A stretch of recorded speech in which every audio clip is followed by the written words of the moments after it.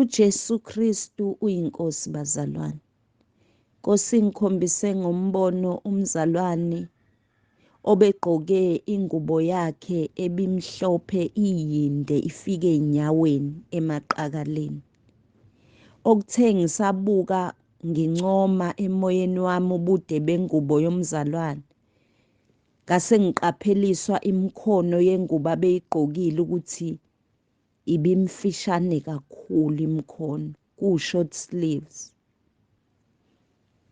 Ngambona lo mzalwane ehamba wafike waguqa phambi kogcotshiweyo kaNkulunkulu. Lo obeyisimo sogcotshiweyo kaNkulunkulu ubemile. Lo mzalwane wafike waguqa ngamadolo phambi kwakhe. Ukuguqa okuyisayini yentobeko, okuyisayini yokuvela uthobekile. Uvela ulungile phambi kwabantu. Kanti uNkulunkulu khona akubonayo okungabonwa abantu kodwa okwenzayo. Njengoba izwi likaNkulunkulu encwadini yesambulo liveza ukuthi ilineni elicolekileyo liyizenzo zabangcwele. Okungukuthi noma singaziveza sithobekile, silungile phambi kwabantu, kodwa kukhona izenzo esizenzayo siyicashise kubantu uNkulunkulu azibonayo. Ngoba ngesikhathi eguqa lo mzalwane amehlo ami kube sengathi aphinda yavuleka isibili. Ngase ngibona ukungcola kule ngubo yomzalwane, okuwukungcola njengalokhu impahla usuke ungayiwashisisanga noma ungayirinsanga kahle wawusuyayineka. Kodwa lokho kungcola kuwe imisho, kuwama-stripes amnyama. Elithi izwi likaNkulunkulu encwadini kaJobe 14 verse 4.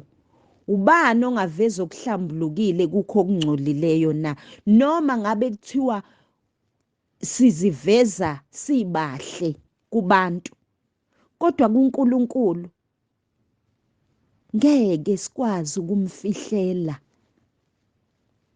Kusuke kuvela lokho kungcola na kuNkulunkulu kuvela konke.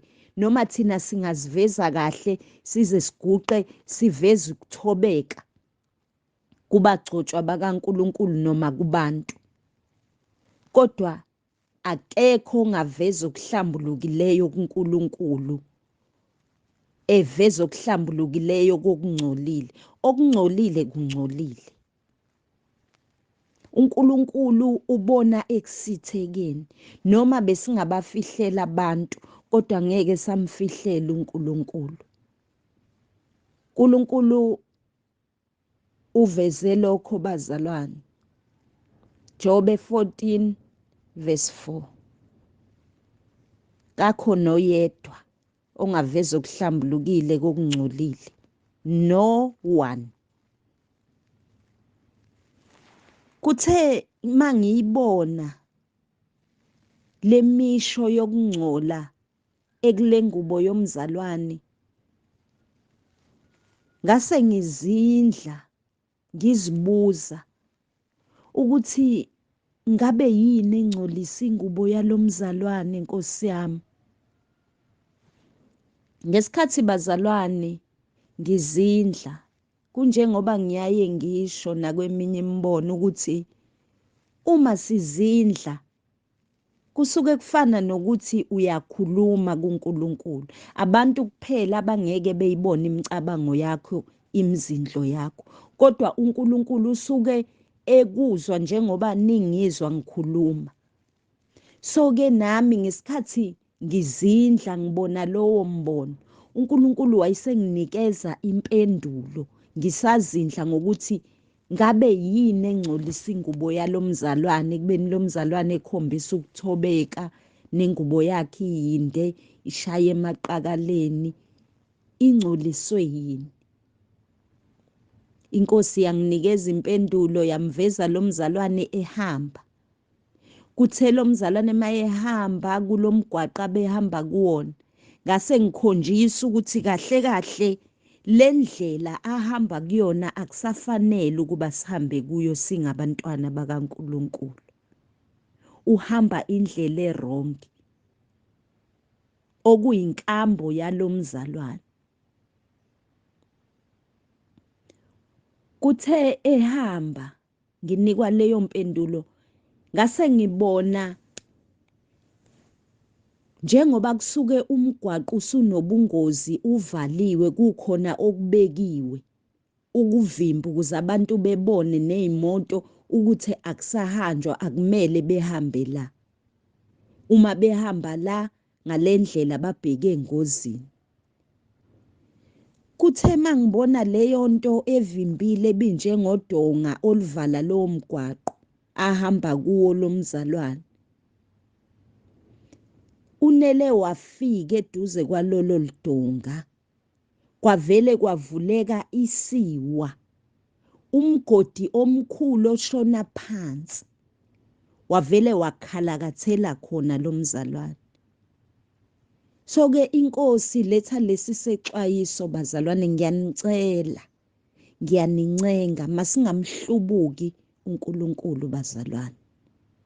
1 Corinthians chapter 10 verse 1 to 6 no verse 9 to 12.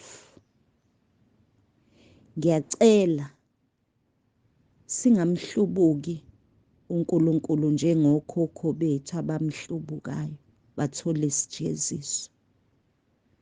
Kunesijeziso, bazalwane, ukuhamba ngendlela errong, ukwenza izinto esingafanele ukuzenza siyabantwana bakaNkulunkulu.